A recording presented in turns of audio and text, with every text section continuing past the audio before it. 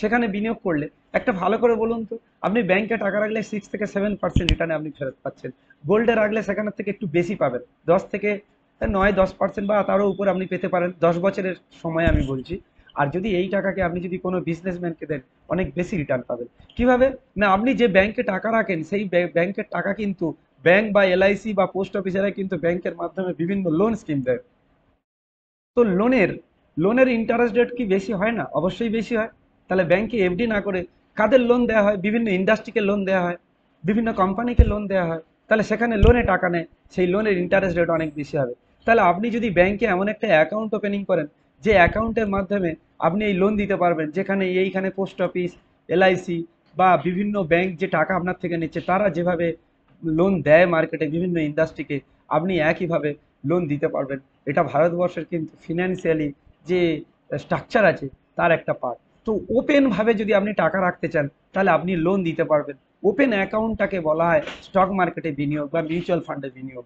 এই open account আপনি কিভাবে করবেন, ওপেন অ্যাকাউন্ট করতে গেলে কি করবেন, এর বিস্তারিত আপনি যদি জানতে চান বা আপনি যদি অ্যাকাউন্ট ওপেনিং করতে চান, এই ভিডিওর নিচে যে ক্লিপ আছে দেখুন, এই ভিডিওর নিচে আমি লিঙ্ক দিয়েছি।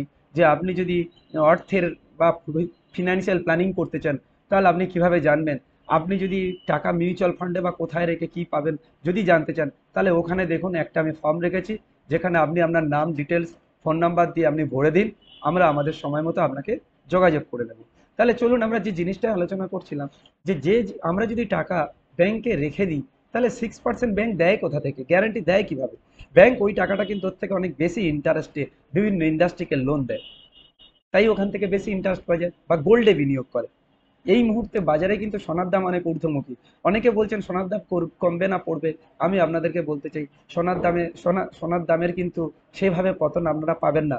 সোনার দাম কিন্তু বিগত 10 বছরে, মানে বেস্ট, নেক্সট 10 বছরে, বিগত 10 বছরে প্রায় 3 গুণ হয়েছে, এবং নেক্সট 10 বছরে 3 গুণ হবে।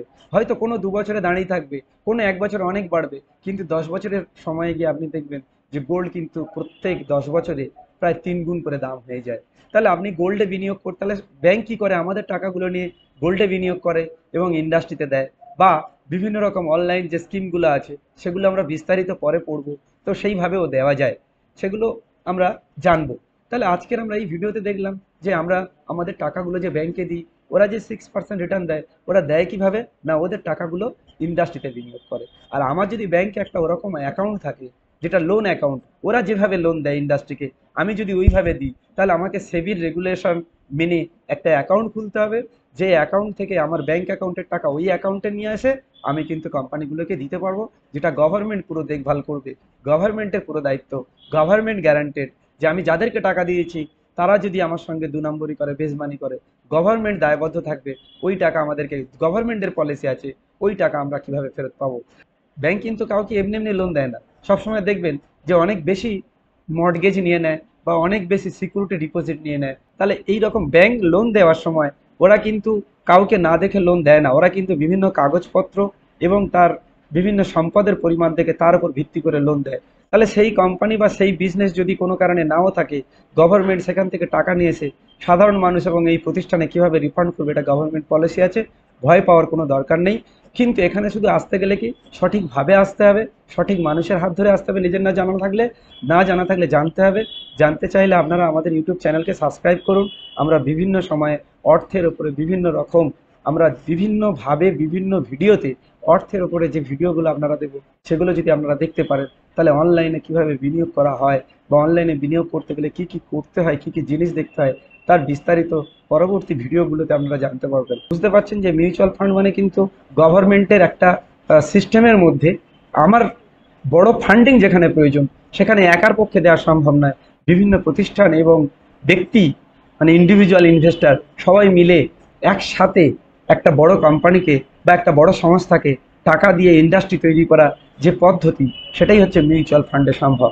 এইভাবে ভারতবর্ষের ইকোনমিতে দ্রুত গতি এসেছে মিউচুয়াল ফান্ডের জন্য।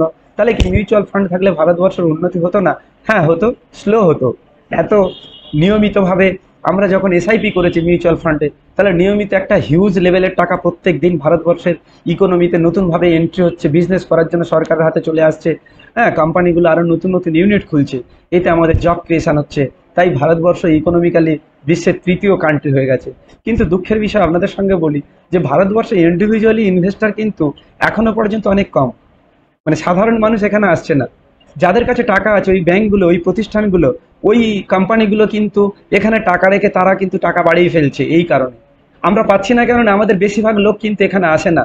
আমরা সবুজ কালারে এদিকে চলে যাচ্ছি, দেখুন লাল কালারে ভুল পথে টাকা দিচ্ছি বিভিন্ন ফ্রড জায়গায়, আন অথরাইজ যে অ্যাপ আছে সেখানে দিচ্ছি। কিন্তু গভর্নমেন্টের কাছে যে প্রতিষ্ঠানকে আমরা টাকা দিচ্ছি, সেটা এলআইসি হোক বা পোস্ট অফিস হোক বা কোনো প্রাইভেট ব্যাংক হোক বা সরকারি ব্যাংকে যে স্কিমগুলোতে আমরা টাকা দিচ্ছি, বা কোনো ফিনান্সের কোম্পানি, সে বন্ধন হোক বা বাজাজ হোক বা শ্রীরাম হোক, তাহলে তারা কিন্তু এই হলুদ পথে টাকাকে বাড়িয়ে ফেলছে। সেই সব কোম্পানিগুলো কিন্তু গ্রোথ হচ্ছে, তারা হু হু করে উপরের দিকে যাচ্ছে, তাদের কিন্তু ইকোনমিক্যালি গ্রোথ হচ্ছে। আমাদের হয় না, কারণ আমরা সবুজ পথে বেশি টাকা এন্ট্রি করি, আমরা হলুদ পথে খুব কম টাকা নিয়ে আসি, আমরা রেড পথে বেশি টাকা দিয়ে ফেলি হলুদের থেকে, কারণ আমরা চট করে বড়লোক হওয়ার জন্য, রাতারাতি বড়লোক হওয়ার জন্য বিভিন্ন গেমে আমরা টাকা দিয়ে দিই। তাহলে এইভাবে আমাদের টাকা যদি হলুদ রাস্তায় আমরা মার্কেটে নিয়ে আসতে পারি, আমরাও কিন্তু আমাদের ইকোনমিক্যালি, ইন্ডিভিজুয়াল মানুষ কিন্তু প্রত্যেকের ইকোনমিক্যালি উন্নতি করতে পারবে। তাহলে ভারতবর্ষের এখন এই মুহূর্তে সবচেয়ে বড় প্রবলেম যে ভারতবর্ষের ইকোনমি থার্ড কান্ট্রি পৌঁছে যাচ্ছে, অথচ ভারতবর্ষে যাদের কাছে টাকা আছে তাদের টাকা বেড়ে যাচ্ছে, আর যাদের কাছে সাধারণ মানুষ যারা ব্যাংকে টাকা রেখে দিন আনে দিন খায়, তাদের কিন্তু টাকার পরিমাণ খুব একটা বাড়ছে না। কারণ এখানে 6% রিটার্ন, আর এখানে কিন্তু লাস্ট ইয়ার সোনা রিটার্ন দিয়েছে 50%। বিভিন্ন ইন্ডাস্ট্রিতে বিনিয়োগ করা যে ফান্ডগুলো আছে, তারা অন এভারেজ রিটার্ন দিয়েছে 25 থেকে 30% লাস্ট 5 ইয়ার্সে। তাহলে আজকের আমরা টাকা এখানে না রেখে যদি এখানে রাখি, তাহলে যারা এখানে টাকা রেখেছে তাদের তো টাকা বাড়বেই। তাই এই কোম্পানিগুলো বা এই সংস্থাগুলো, গভর্নমেন্ট দিনের পর দিন তাদের কিন্তু পুঁজি বেড়ে যাচ্ছে, কিন্তু ইন্ডিভিজুয়াল মানুষের পুঁজি বাড়ছে না। তাহলে এই ছোট্ট একটা ভিডিওর মাধ্যমে আমরা বুঝতে পারলাম যে সমাজের মধ্যে সাধারণ মানুষের হাতে টাকা নেই, কিন্তু বড় বড় সংস্থার কাছে কেন টাকা আছে, না তারা কিন্তু ইন্ডাস্ট্রিতে বিনিয়োগ করছে, গোল্ডে বিনিয়োগ করছে, আর সাধারণ মানুষ কিন্তু গ্যারান্টেড এই গ্রিন কালার পথে 6% রিটার্নে কিন্তু বিনিয়োগ করছে।